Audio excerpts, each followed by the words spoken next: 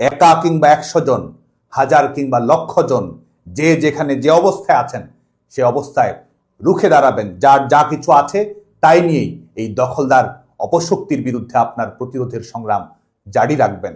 মনে রাখবেন, নিশ্চিতভাবেই বাংলাদেশ বিজয়ী হবে, বাংলাদেশের জনগণ বিজয়ী হবে, গণতন্ত্র পুনরুদ্ধার হবে।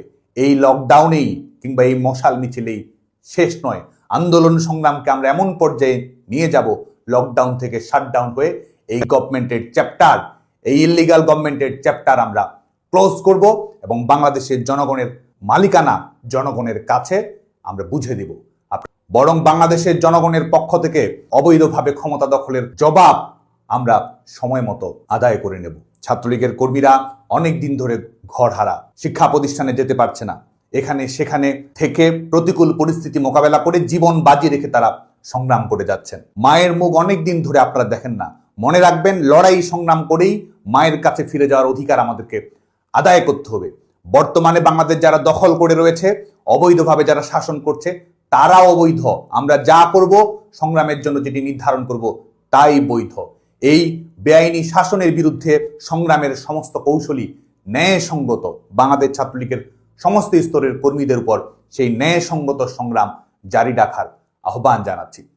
আজকে অনেকেই মব করে বেড়াচ্ছে, আপনাদের উপরে সন্ত্রাস সহিংসতামূলক কর্মকাণ্ড চাপিয়ে দিচ্ছে, দেশকেই দমন পীড়নের যন্ত্র হিসেবে পরিণত করা হয়েছে। যারা মব করছে, মনে রাখবেন আপনি ফৌজদারি অপরাধ করছেন।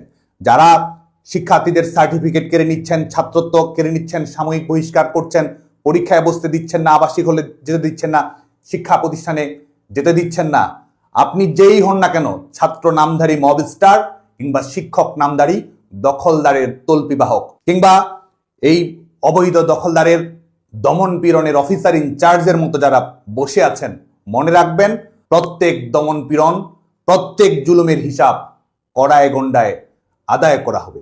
আইন শৃঙ্খলা রক্ষাকারী বাহিনী, পেশাদার বাহিনীর প্রতি আহ্বান থাকবে যে অবৈধ কর্তৃপক্ষের অবৈধ আদেশ আপনারা শুনবেন না, আপনারা মানবেন না, আপনারা মানতে বাধ্য নন।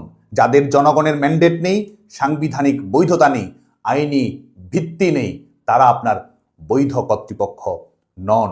কর্মকাণ্ড বেআইনি হলে মনে রাখবেন আইনের হাতকড়া আপনার জন্য অপেক্ষা করছে। যারা জামিন দিচ্ছেন না, ফরমাইশে রায় লিখছেন, দখলদারের তল্পিবাহক হয়ে নির্বাহী বিভাগ এবং বিচার বিভাগকে ব্যবহার করছেন, মনে রাখবেন জনতার আদালতে ইতিমধ্যেই আপনিও অভিযুক্ত।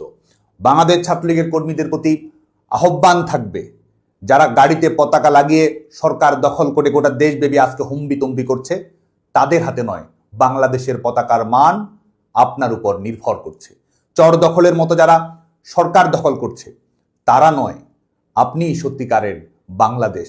এই দখলদার সরকারের উপর জনগণের আস্থা নেই। আস্থা রয়েছে যারা কারাগারে রয়েছে, প্রিজন ভ্যানে রয়েছে, রিমান্ডে রয়েছে। নির্বাসিত জননেত্রী বঙ্গবন্ধু কন্যা দেশরত্ন শেখ হাসিনার গণতান্ত্রিক সংগ্রামের প্রতি বাংলাদেশের জনগণের পরম আস্থা রয়েছে। প্রিয় বাংলাদেশ ছাত্রলীগের নেতাকর্মীরা, সাধারণ শিক্ষার্থী বন্ধুরা, প্রিয় তরুণ প্রজন্ম, আপনারা ইতিমধ্যেই অবগত আছেন বিক্ষোভ মিছিল, মশাল মিছিল এবং লকডাউনের কর্মসূচি ঘোষিত হয়েছে। আইনের শাসন, মানবাধিকার, ন্যায় বিচার এবং গণতন্ত্র পুনরুদ্ধারের জন্য আপনারা যে যেখানে যে অবস্থায় আছেন, সেখান থেকেই এই আন্দোলন কর্মসূচিকে সাফল্যমণ্ডিত করার চেষ্টা করবেন। আহ্বান থাকবে, যারা গাড়িতে পতাকা লাগিয়ে সরকার দখল করে গোটা দেশব্যাপী আজকে হুম্বিতম্বি করছে, তাদের হাতে নয়, বাংলাদেশের পতাকার মান আপনার উপর নির্ভর করছে।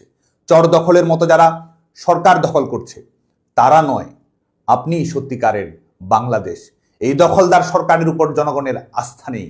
আস্থা রয়েছে যারা কারাগারে রয়েছে, প্রিজন ভ্যানে রয়েছে, রিমান্ডে রয়েছে।